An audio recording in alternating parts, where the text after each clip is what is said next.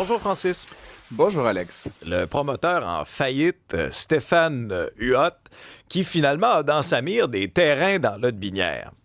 Oui, effectivement, on peut pas empêcher à personne de gagner sa vie, hein. Comme on le sait, Monsieur Huot là, est en situation là, de faillite, là. La situation est toujours pas réglée.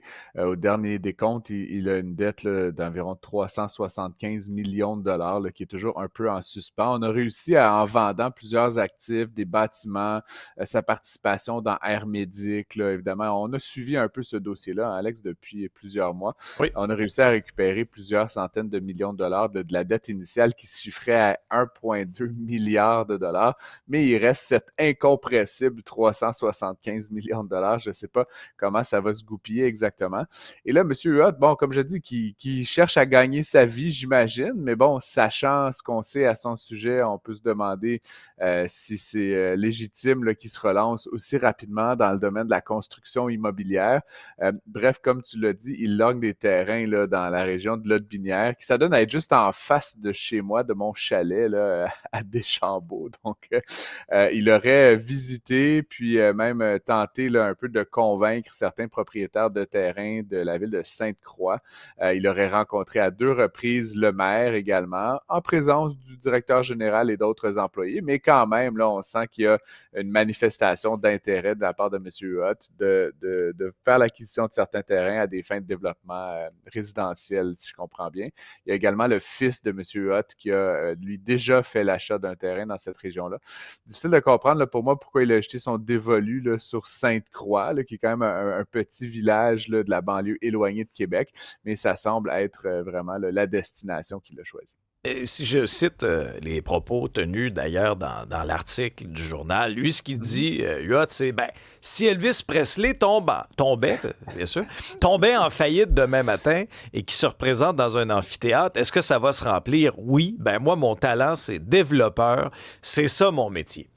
Alors, qu'est-ce que tu penses de Ben, cet argument-là? oui, oui là, comme je le dis, c'est ça. On peut pas empêcher à quelqu'un de faire son travail, là, sauf certaines circonstances, là, comme s'il faisait partie d'un ordre professionnel ou s'il agissait là, vraiment contre l'intérêt du public. Mais le cas échéant, je veux dire, on sent qu'il y a eu une certaine, je n'ai pas envie de dire magouille, là, mais tu sais, qu'il avait peut-être eu un peu les yeux plus gros que la panse, M. Huot, là, dans ses dernières aventures entrepreneuriales. On se rappellera qu'il avait recueilli là, des fonds auprès de nombreux entre guillemets, millionnaires, là, c'est-à-dire que c'était vraiment toute la classe là, riche, là, connue de Québec là, qui avait tout ou tard investi dans ces entreprises. Certains y ont perdu beaucoup d'argent. Donc, je suis certain qu'eux ne voient pas d'un très bon œil que M. Huot se remette à lever de l'argent, à emprunter des sous à la banque, Non, mais etc. ça, c'est Euh, important. Un peu ce que tu viens de dire, c'est important, Francis, emprunter ouais. des sous à la banque. Il y a des institutions qui vont accepter de financer ça quand tu as 375 millions de dettes, puis avec tout le fracas de cette Ouais, histoire-là, comment ça marche? je ne connais pas les détails de son projet là, actuel. Ce Non, mais qu'on de sait, bon, manière c'est générale, dans la vie, là, quand ben, on est en procédure. tu peux faire plein de choses, là. Puis, tu sais, je veux pas donner de trucs à la limite de la légalité là, à qui que ce soit, mais tu sais, par exemple, tu peux utiliser une société écran, des contrats de prête-nom. Donc, par exemple, ça pourrait être, mettons que moi, j'étais en faillite, Alex, puis que personne ne voulait me prêter dans aucune institution financière, ben, je pourrais dire, bon, il y a mon bon ami Alex, lui, il a un bon crédit. Alex, il va à la banque, on s'incorpore une compagnie, là, et tu vas à la banque, tu empruntes, je sais pas, là, 5 millions là, pour faire un plex là, de, je sais pas, un 15-20 logements. Et en fait, on fait un petit contrat qu'on ne divulgue pas à la banque, qui est qu'en fait, c'est moi qui contrôle la société, tu comprends? Puis il y a toutes sortes de passe-passe qui sont pas illégales, mais évidemment qui impliquent de dissimuler certaines informations. Sinon, il peut très bien, ce que je comprends, alors encore une fois, je ne lui prête pas de mauvaise Non, non, intention on là, à spécule, M. pas Huot. du tout, là. Non, non. Il pourrait aussi agir simplement comme consultant. Disons que, bon, on reprend OK. l'exemple, tu as ta société de développement immobilier, je suis un magnat déchu sans le sou en faillite, ben, tu peux très bien m'embaucher, me payer un salaire, là, je sais pas, 50 000 par année, puis je te donne mes conseils, j'ai déjà fait tout ça, je sais à qui parler. Mon nom ne figure sur aucun document, je ne mets pas mon crédit en cause, mais je t'accompagne dans ce projet-là. On peut imaginer la chose également. Et comme semble-t-il, le fils de M. Huot est aussi impliqué en immobilier, C'est pas parce que tu as fait faillite que toute ta famille, là, c'est pas comme dans, comment dire, Roméo et Juliette, là. C'est pas toute la famille qui est Oui. impliquée, là, donc ça se peut très bien que son fils ait un bon crédit, puis il passe à la banque, puis que papa aide là, par-ci par-là à trouver des investissements, à faire des montages, à faire les calculs. Bref, d'une certaine façon, je pense que la comparaison avec Elvis est peut-être un petit peu boiteuse, voire exagérée. Là. Il a certains talents, M. Hutt, mais c'est peut-être pas le king. Mais je trouve toujours ça particulier quand quelqu'un fait faillite au Québec, au Canada, qu'on dit cette personne-là, elle devrait disparaître. Finalement, la faillite, ça fait un peu partie de la prise de risque, un peu partie de la vie. Bon, tant qu'il n'y a pas de magouille, c'est une réalité possible de l'entrepreneuriat. J'encourage les gens qui ont fait faillite en affaires à se relancer le plus vite possible. C'est peut-être le cas de M. Hutt. On verra bien où tout ça le mène.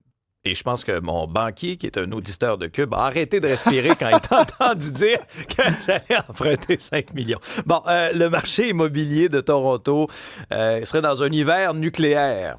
Oui, c'est quand même assez fou, Toronto, là, qu'on citait souvent en exemple là, comme un marché immobilier complètement fou, là, qui manifestement semblait, entre guillemets, bien aller. Ben, que nenni, là, ce qu'on apprend aujourd'hui, puis c'est bon, c'est une information qui circule beaucoup depuis quelques temps, c'est qu'en fait, il est très, très, très difficile là, de poursuivre là, sur la lancée à Toronto. Il y a beaucoup de gens qui avaient bénéficié des taux d'intérêt faibles pour acheter des condos qui étaient en construction en se disant au moment de la livraison, je le revendrai à profit, parce que, bon, il y a une inflation dans les prix. Mais là, ce qui se passe, c'est que tu as des unités qui sont livrées au marché et personne n'en veut. Il n'y a pas de modèle d'affaires pour les louer. L'exemple de The Logic, là, qui est ce blog là, auquel je suis abonné, donne l'exemple d'un genre de 3,5, Alex, de 350 pieds carrés. Là. Je ne sais pas si tu vois ce que c'est. Là. C'est à peu près comme une pièce. Là. Il n'y a pas nécessairement de chambre fermée.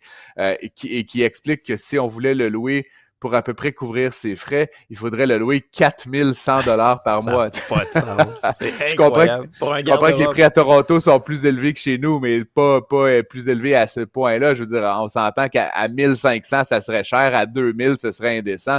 À 4000, encore une fois, il n'y a pas de marché. Il n'y a personne, là, même à Toronto, qui est prêt à payer ça. Et donc, ce que ça fait, Alex, c'est que là, tous ces gens qui avaient acheté sur plan, les unités sont livrées, bon, ils n'ont pas le choix que d'en prendre possession, mais certes, comme ils n'arrivent pas à les flipper, ben là, les nouveaux projets qui sont sur le point d'être lancés, ils ne trouvent pas d'acheteurs, ils ne trouvent pas de préacheteurs.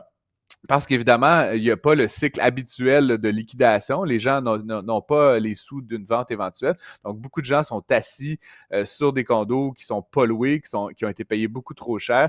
Et donc là, il y a une chute radicale là, du nombre de ventes de 91% des unités en copropriété à Toronto. Donc, on parle effectivement là, d'un hiver nucléaire ou d'un bloc de glace là, dans le marché. Donc, ce n'est pas juste un ralentissement, c'est vraiment là, une crise majeure. On peut espérer éventuellement là, que les prix, justement, vont redescendre sur Terre. C'est une combinaison de spéculation, mais aussi de coûts des terrains, de coûts des permis, de coûts de construction là, qui a mené à tout ça.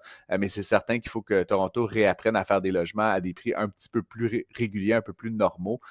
C'est le marché le plus chaud de l'immobilier au Canada, mais des prix comme ceux-là, même à New York, là, c'est pas de cette ampleur-là. Alors, c'est clair, ça n'a pas de sens. Hey, Francis, merci beaucoup. On t'écoute dès 15 h cet après-midi. Avec plaisir.